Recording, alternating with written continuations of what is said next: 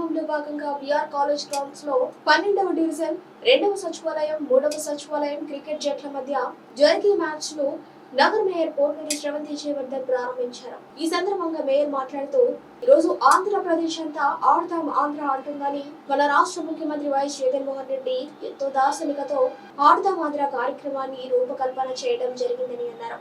విద్యార్థులు యువతలో ఆరోగ్యవంతమైన పోటీతత్వాన్ని పెంచేందుకు మానసిక దృఢత్వాన్ని శారీరక దృఢత్వాన్ని పెంచడమే ఈ కార్యక్రమం యొక్క ముఖ్య ఉద్దేశమని ఆమె తెలిపారు. ఈ కార్యక్రమంలో విజయ డైరీ చైర్మన్ కొల్లేటి రంగారెడ్డి, డిసిసిబి మాజీ చైర్మన్ ఆనం విజయ్ కుమార్ రెడ్డి, నాయకులు అధికారులు పాల్గొన్నారు.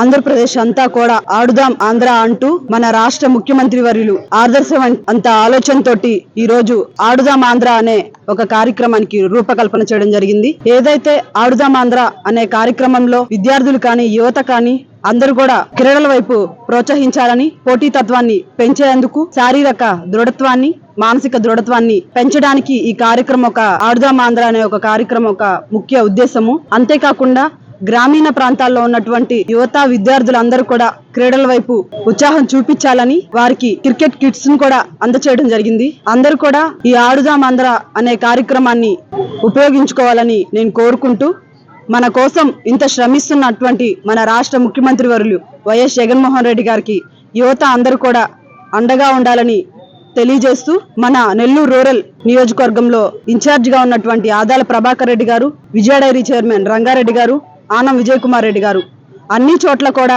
వారి ఆధ్వర్యంలో ఆడుదాం ఆంధ్ర అనే కార్యక్రమాన్ని నిర్వహించుకోవడం జరుగుతుంది.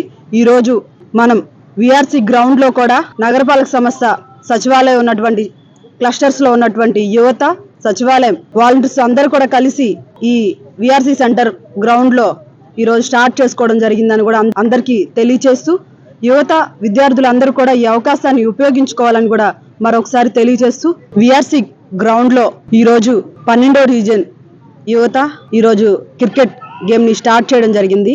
మా సొంత డివిజన్ అందుకు నాకు చాలా హ్యాపీగా ఉంది. అందరికి కూడా ఆల్ ది బెస్ట్ చెప్తూ కేర్ఫుల్ గా ఆడాలని కూడా అందరికీ తెలియజేయడం జరిగింది.